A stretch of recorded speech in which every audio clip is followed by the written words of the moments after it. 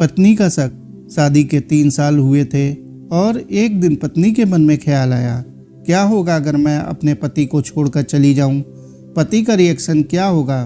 फिर वह क्या करेगा? इसी विचार के चलते पति की परीक्षा लेने के लिए उसने एक चिट्ठी लिखी।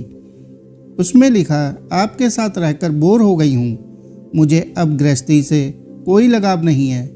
मैं तुम्हारे साथ एक पल भी नहीं रह सकती, इसलिए मैं तुम्हें और इस घर को छोड़ के जा रही हूँ। उसने वो चिट्ठी टेबल पर रखी और खुद बेड के नीचे जाकर छुप गई। थोड़ी देर बाद पति ऑफिस से घर लौटा। उसे घर में अपनी पत्नी कहीं नहीं दिखी।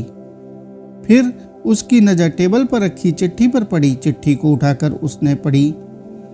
थोड़ी देर तक बिल्कुल शांत रहा, कुछ नहीं बोला। फिर उसने उसी चिट्ठी में पीछे कुछ लिखा और अपने मोबाइल में गाने बजाकर जोर जोर से नाचने लगा। फिर उसने अपने कपड़े बदले और अपनी एक फ्रेंड को फ़ोन लगाया और कहने लगा, मैं आज आज़ाद हो गया हूँ। मेरी बीवी को आखिरकार ये एहसास हो गया कि वह मेरे काबिल नहीं है, इसलिए वह खुद ही मुझे छोड़कर हमेशा के लिए चली गई है और मैं अब आज़ाद हो गया हूँ। तुमसे अभी सामने वाले बगीचे में मिलना चाहता हूँ, फटाफट वहाँ आकर मुझे मिलो। ऐसा कहकर पति घर के बाहर निकल गया। दोनों आंखों में आंसू की धारा लिए पत्नी बेड के नीचे बाहर निकली। उसके हाथ थर थर काँप रहे थे। कांपते हाथों से उसने टेबल पर रखी वो चिट्ठी उठाई और पढ़ी। उसमें पति ने लिखा था, अरे पगलेट, तुम्हें तो ठीक से छुपना भी नहीं आता। बेड के नीचे से तुम्हारे पैर दिख रहे हैं।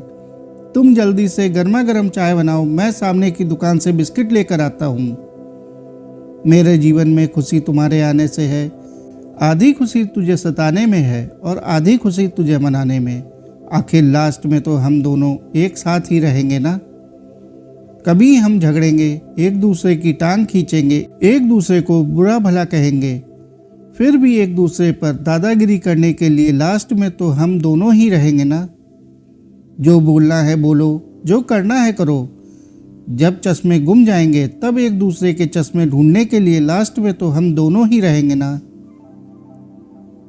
कभी मैं रूठा तो तुम मुझे मनाना, कभी तुम रूठो तो मैं तुम्हें मना लूँगा। एक दूसरे को लाड़ लड़ाने के लिए आखिर में तो हम दोनों ही होंगे ना। जब नज़र कम आएगा, सुनाई भी कम देगा, तब एक दूसरे में एक दूसरे को ढूंढने के लिए हम दोनों ही होंगे ना। जब घुटनों में दर्द बढ़ जाएगा, कहीं आना जाना भी बंद हो जाएगा, तब एक दूसरे के नाखून काटने के लिए तो हम दोनों ही होंगे ना। मेरे रिपोर्ट तो बिल्कुल क्लियर है, आई एम ऑल राइट बोलकर एक दूसरे को चिढ़ाने के लिए आखिर तो हम दोनों ही होंगे ना। जब हम दोनों का साथ छूटेगा, अंतिम विदाई होगी, तब एक दूसरे को माफ़ करने के लिए आखिर हम दोनों ही होंगे ना। आखिर में सिर्फ हम और सिर्फ हम दोनों ही होंगे ना। चिट्ठी खत्म होते होते बीवी का रो रो कर बुरा हाल हो गया। उसे पता चल गया कि उसका पति उससे कितना ज़्यादा प्यार करता है। साथियों, आपको यह कहानी कैसी लगी कमेंट करके जरूर बताएं। कहानी अच्छी लगी हो तो कहानी को लाइक और चैनल को सब्सक्राइब कर लें। धन्यवाद।